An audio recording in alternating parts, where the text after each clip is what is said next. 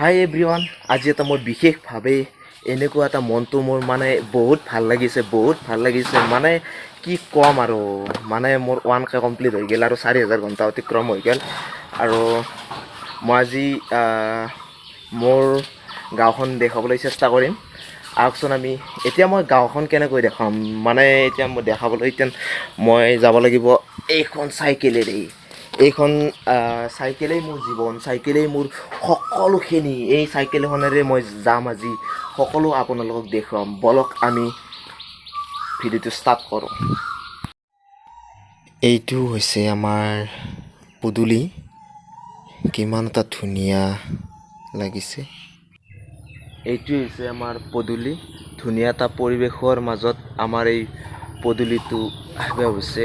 কি ধুনীয়া দেখিছে, কি মনোমোহা আমাৰ দৃশ্যৰ মাজত আবদ্ধ হৈ ৰৈছে। আহক আমি যাই থাকোঁ।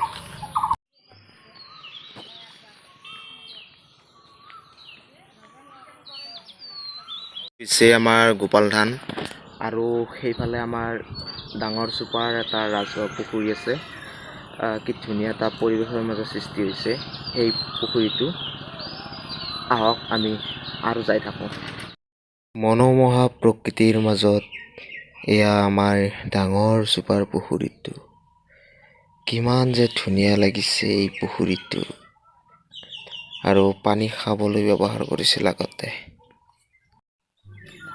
এইখনে হৈছে আমাৰ ডাঙৰ চুপাৰ পুখুৰী। এইটোৱে হৈছে আমাৰ ডাঙৰ চুপাৰ পুখুৰী আৰু সেইফালে মন্দিৰ এটা আছে আৰু আমি বেলেগ ষ্টেপলৈ যাম।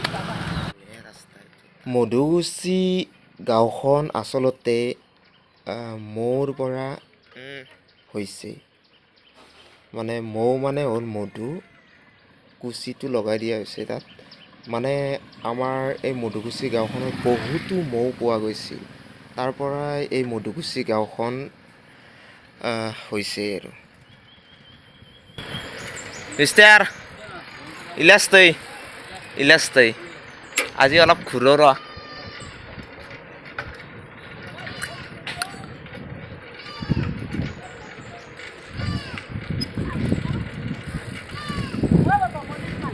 মন্দিৰ এতিয়া নাই, অলপ দেৰিকে আহিব।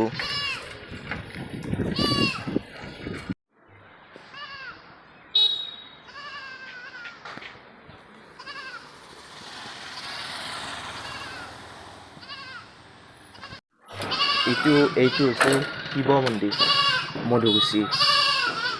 ধুনীয়া এটা পৰিৱেশৰ মাজত সৃষ্টি হৈছে এই শিৱ মন্দিৰটো।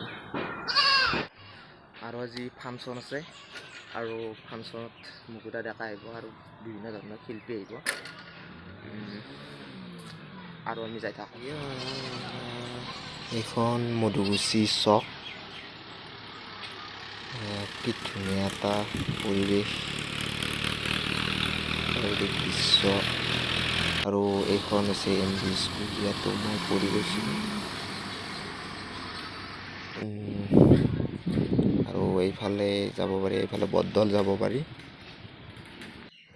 আৰু যাই থাকক। এইখন হৈছে কছাৰী মহল হাইস্কুল আৰু কাষত যিখন দেখিছে এইখন হৈছে মানে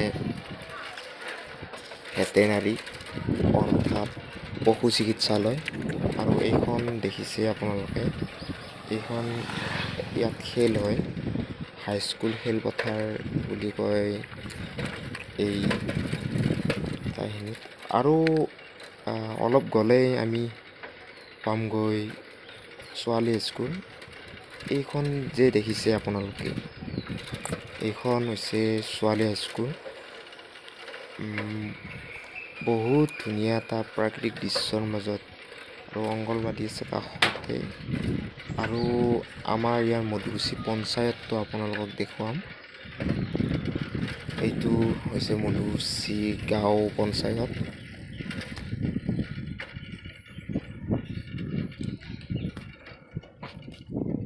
আৰু আমি যাইছোঁ আৰু অলপ যাম আমি, আৰু আগলৈ আছে চিৰাহুন্দি আৰু আমি পাব্লিক হেল্থ এটা পাম। এইটো পাব্লিক হেল্থ আমি পালোঁৱেই। এই প্ৰাকৃতিক দৃশ্যসমূহ কিমান ধুনীয়া মধুকুছিৰ, আপোনালোকে নিশ্চয় দেখিছে।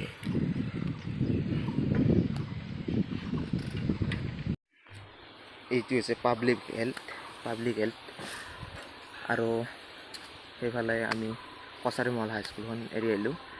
তাৰপিছত আকৌ এইফালে আছে চিৰাখুন্দি আৰু মুটকুচি যাব পাৰি এইফালে। এইখন হৈছে কছাৰী মহল হাইস্কুল খেলপথাৰ। কিমান ধুনীয়া এটা পৰিৱেশৰ মাজত এখন ফিল্ড দেখা গৈছে। সকলো খেল অনুষ্ঠিত হয় ইয়াত। আৰু আমি এতিয়া যাইছোঁ বহুত ধুনীয়াতে আমি ঘাঁহগুচি যাম। ঘাঁহগুচি আচলতে কেনেকৈ হৈছিল ক'ম বাৰু আপোনালোকক। আৰু কাষেৰে এটা ৰাস্তা আছে, ইয়াৰো যাব পাৰি। মানে এইফালেও সৰু সুৰা গাঁও আছে, সৰু সুৰা মানে এটা পদূলি। আৰু আমি যাইছোঁ ঘাঁহগুচি পালোঁৱে আমি। আৰু ঘাঁহগুচি মানে ইয়াত বহুত বিল আছিলে আগতে। ইয়াত বহুতো খৰালি হাঁহ পোৱা গৈছিল। খৰালি হাঁহৰ পৰা ইয়াতে ঘাঁহগুচি বুলি কোৱা হৈছিল। পিছলৈ ইয়াত ঘাঁহগুচি নামেৰে নামকৰণ কৰা হ'ল।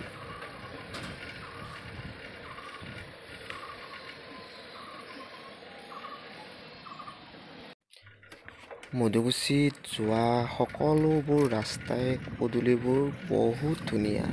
আৰু সেইটো যে দেখিছে আপোনালোকে, সেইটো নাথজোপাৰ মানে ইয়াত সভা হয় আৰু সকলো ৰাইজ ইয়াত উপস্থিত হয়। ধুনীয়া এটা পৰিৱেশ সৃষ্টি হয়। ইয়াতে মানে নাথজোপাৰ সভা হয়, যিটো মাঘী সভা। ইয়াত মানে এইখনে হৈছে মধুকুছি ৰঙিয়া সংযোগী পথখন, মানে দলংখন। কিমান যে ধুনীয়া এইখন দলং, বহুত দীঘল। ইয়াৰে এনেকৈ আহিব লাগিব আৰু। এইখনে হৈছে ৰঙিয়া মধুকুছি সংযোগী পথখন, মানে দলংখন। এইখনে কি ধুনীয়া দলং, বহুত দীঘল দলং এইখনে। আৰু এইফালে মধুকুছি যাব পাৰি, এইফালে ৰঙিয়া। ধন্যবাদ মোৰ ব্লগটি চোৱাৰ বাবে। মধুকুছি যি পাৰোঁ সকলোখিনি দেখুৱালোঁ। ধন্যবাদ।